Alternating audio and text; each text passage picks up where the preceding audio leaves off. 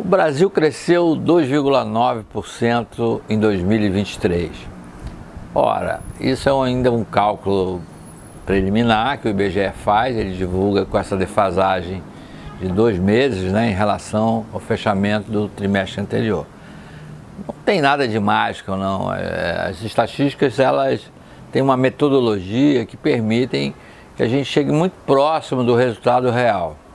A economia, por uma matriz chamada insumo-produto, a gente consegue mais ou menos calcular o peso de cada setor, de cada atividade na economia.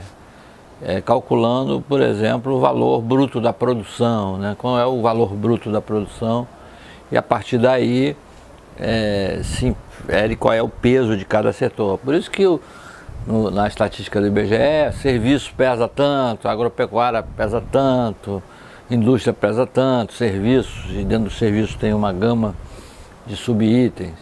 E por amostragem se consegue, por alguns indicadores, estimar qual o crescimento teria acontecido em cada item. E a gente vê pelo lado da demanda e pelo lado da oferta. A oferta, que a indústria produz, serviço, agropecuária, e aquilo, como eu falei, dentro dos serviços, vários subitens. Pelo lado da demanda, a gente tem um consumo, basicamente, consumo das pessoas, das famílias, o consumo do governo, que é um item à parte, e investimento, além de tudo o resultado de exportação versus importação. Esse é a equação, né, que define o PIB. A gente erra muito, nós da mídia, eu quando estava ainda mais nativa dos jornais, mesmo lá na Globo, eu dizia, gente, PIB não é a soma do que a gente produz, não é a soma. Eu sei que é muito fácil, porque eu usava a expressão, é o conjunto dos bens e serviços produzidos, porque existe coisas redundantes, né? Então, se a gente somar tudo isso, a gente vai chegar ao valor bruto da produção, mas não ao PIB. Bom, isso é só um detalhe. O fato é que a gente consegue estimar um número bem próximo da realidade, o que é que aconteceu. A gente sabe quando uma economia está crescendo mais ou menos.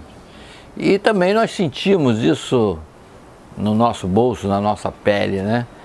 Porque quando uma economia cresce mais de 3%, 4%, você sente que praticamente esse crescimento é generalizado, ele acontece tanto no comércio, todas as formas de comércio, todos os tipos de indústria, todas as atividades econômicas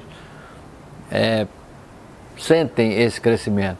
Quando um crescimento é pequeno, de 1,5%, 2%, você vê que só parte da economia se aproveita desse crescimento. Outros setores ficam patinando, ainda com muita dificuldade. Crescimento de 1%, então, é muito concentrado em poucos produtos. Mas mesmo assim, há vetores na economia, né? Vetores que podem impulsionar.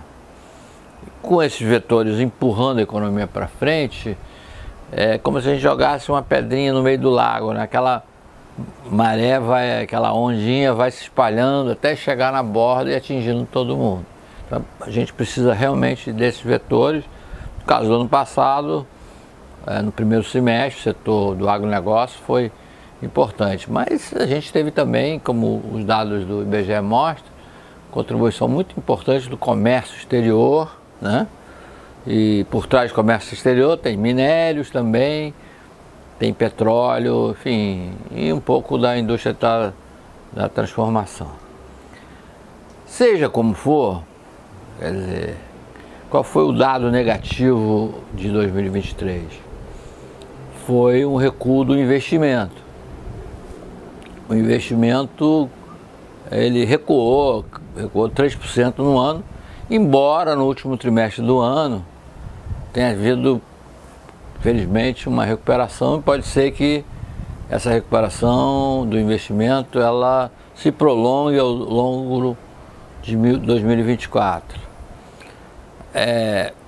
Por que o consumo cresceu e o investimento não? Basicamente aí a taxa de juros pesou. A taxa de juros no Brasil, ela afeta mais o investimento do que o consumo. O brasileiro já se acostumou a pagar caro pelo crédito, né? Compra uma geladeira financiada, paga 2 geladeiras. Isso a gente já está embutido na nossa... Não tem jeito, né? Ou você compra assim, ou então você não tem a geladeira. Mas no caso do investimento, como a maturidade dele, ele vai maturando muito longo prazo, o investidor tende a recuar, não assumir risco se a taxa de juros está excessivamente alta, o que aconteceu ao longo do ano passado, mas ela agora declinando, pode ser que impulsione o investimento. Investimento, em linha geral, é 20% do PIB, não mais do que isso. Mas tem um efeito multiplicador, aquele negócio que eu falei, da pedrinha, né? Indo no meio do lago e gerando essa ondinha. O importante agora é olhar para 2024. Né? A gente tenta entender o passado, usa o passado para tentar entender o presente e projetar o futuro. O que esses números do PIB indicam? Indicam que hoje a economia está crescendo a um ritmo de 2%. Você compara o quarto trimestre de 2023 com o quarto trimestre de 2022, o crescimento é no ritmo de 2%. 2,1%, se eu não me engano, o dado do IBGE. Esse é o ritmo que a gente está sentindo. É uma desaceleração em relação ao início do ano passado. Então a economia ela está caminhando para frente, mas de uma forma mais lenta. E o que eu falei aqui, né? 3% de crescimento todo mundo sente. 2% já uma parcela da economia fica de fora desse processo. Começa a patinar, começa a ter problema. Então é esperança, expectativa que o investimento na área de infraestrutura, enfim, essas áreas que a gente tem falado aqui, mesmo na indústria, né? Ele gera esse vetor que eu falei e consiga fazer com que no decorrer do ano de 2024 esse ritmo de crescimento se acelere um pouco. Pode até se manter pelo menos, né? Ele não desacelere, para a gente garantir um crescimento de 2% ou mais até o fim do ano. O mercado financeiro estava muito pessimista até agora, achando que o país ia crescer 1,5%, e agora já estão mexendo nas suas estimativas e está chegando já no 2%. Eu torcer para a gente chegar em 2,5% depois que forem divulgados os dados do PIB do primeiro trimestre. O trimestre ainda vai acabar no fim de março, só daqui a 2 meses, 3 meses é que a gente vai ter o resultado do PIB. Mas pensando um pouco, o que é que ainda faz com que a economia cresça e ela consiga crescer sem que os analistas, de uma maneira geral, percebam esses vetores que eu tenho citado? Que fator, que mudanças estruturais podem estar acontecendo que não estão sendo detectados pelas lupas dos analistas? Eu acho que a gente tem tido algumas mudanças estruturais de forma que a gente está colhendo um pouco os resultados agora, né? Processos relacionados à privatização na área de infraestrutura, por exemplo. Mas eu acho que não conseguimos ainda mensurar direito, mas os índices de desemprego talvez estejam mostrando isso. A reforma trabalhista lá que o Temer fez, o governo Temer fez, acho que foi fundamental para isso. Progressivamente a gente está sentindo que a economia está aumentando sua geração de emprego formais e informais. Muita gente está conseguindo trabalhar no setor privado, pede para não assinar carteira porque está recebendo algum tipo de benefício, ou Bolsa Família, ou seguro-desemprego, e pede para não assinar a carteira. E isso a estatística do IBGE pega, é um número expressivo de pessoas que, se eu não me engano, 13 milhões de trabalhadores. São trabalhadores do setor privado sem carteira assinada.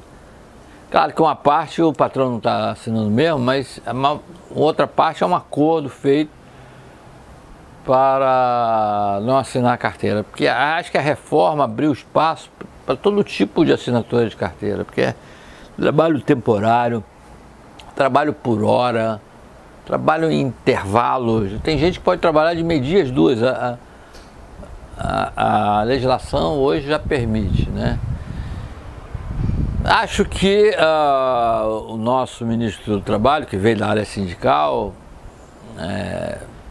gostaria de mudar isso e dar indicações, mas ele ao mesmo tempo está sentindo que, pô, não vou mexer nisso, o emprego está crescendo, não está gerando inflação, alguma recuperação salarial, vou mexer nisso que está dando certo, né? Mas ao mesmo tempo ele, como é oriundo do setor sindical, ele tem que dar uma resposta lá para a sua base, né? É uma situação complicada. A gente vê, por exemplo, nesse acordo que foi feito para se permitir que o comércio e outras atividades trabalhem feriados e fim de semana. Isso ia ser revogado e foi prorrogado por mais 90 dias. Eu espero que se estenda por mais tempo, que essa flexibilização que tem permitido a geração de empregos, inclusive com carteira assinada. Então, os números do PIB eu acho que vieram dentro da expectativa. Pena que não bateu 3, né? Ficou em 2,9, mas ainda vai ter uma revisão daqui para frente. Na revisão eu acho que chega ali nos 3%. É um número animador, e no próximo post eu vou falar de como é que o Brasil agora se situa no mundo.